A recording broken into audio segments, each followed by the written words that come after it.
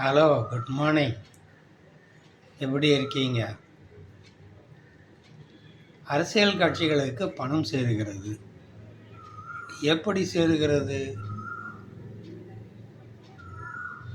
பெரிய மனிதர்கள், கார்ப்பரேட் முதலாளிகள், சிறு தொழிலாளர்கள் ஏதோ ஒரு கோரிக்கையாக அரசாங்கத்தில் இருக்கும் ஆட்சியாளர்களை சந்திக்க வேண்டிய நிர்பந்தம் வருகிறது. சும்மா வெறுங்கையோட போய் எப்படி நிற்க முடியும்? ஏதோ கொஞ்சம் எடுத்து கொண்டு போவார்கள். செக்கு, பணம், வேறு ஏதோ பொருளை அந்த முதலமைச்சர்களோ அமைச்சர்களுக்கோ அதிகாரிகளுக்கோ கொடுப்பார்கள். அது கொடுத்த பிறகு தன்னுடைய கோரிக்கை சொல்வார்கள். இப்படித்தான் நடக்கும். இது காலங்காலமாக எல்லா ஆட்சியிலும் நடந்திருக்கு. கப்பம் கட்டுவது என்று மன்னர் ஆட்சியில் இருப்பது அதுவும் இதே தான். இப்படி தான் எலக்ட்ரல் பாண்ட் என்பார்கள். அது கணக்கு காட்ட மாட்டேன்னு என்பார்கள்.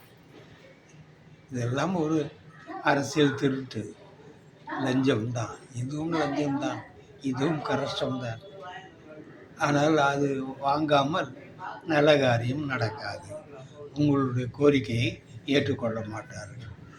ஏதோ ஒரு ஜிஓவை காட்டி பணம் இல்லாமல் பெற்றுக்கொண்டேன் என்று இப்பொழுது ஒரு அம்மையார் தாக வைக்க அரசை பார்த்து சொன்னார்.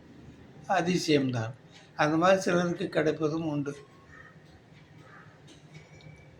இதே எல்லோருக்கும் கிடைக்குமா? அங்கே தான் ரகசியமே இருக்கிறது. பார்ட்டிக்கு ஃபண்டு தராமல் எந்த காரியமும் நடக்காது. எல்லா பார்ட்டிக்கும் கொட்டி கொடுக்க வேண்டும். ஏனென்றால் நம்மளுடைய தொழிலில் எல்லாம் நேர்மையாக இருக்கும் என்று சொல்ல முடியாது. எவ்வளவு நேர்மையாக இருந்தாலும் அதிகாரிகள் ரூம் போட்டு யோசனை பண்ணி இதை வயலேஷன், அந்த வயலேஷன் என்று சொல்லி கொண்டே தான் இருப்பார்கள். எப்படியும் கொஞ்சம் கொடுக்கணும். இப்படி தான் அரசியல்வாதிகளுக்கு பணம் வந்து விடுகிறது. அது புறம்போட்ட அரசியல்வாதிகளுக்கு நிறையவே வந்துவிடும். அதை எப்படி கையாளுவது என்று அவர்களும் புரிந்து கொண்டிருப்பார்கள். எம்ஜிஆர் கூட நிறைய நன்கொடை செய்தார் என்பார்கள். அவர் எங்கிருந்து கொண்டு வந்தார்? அடுத்தவங்க கொடுத்தது திருப்பி கொடுத்துருப்பார். அவ்வளவுதான். தன் வீட்டு பணத்தை எடுத்து கொடுத்துருக்க முடியாது. இந்த உண்மை யாருக்கு தெரிகிறது?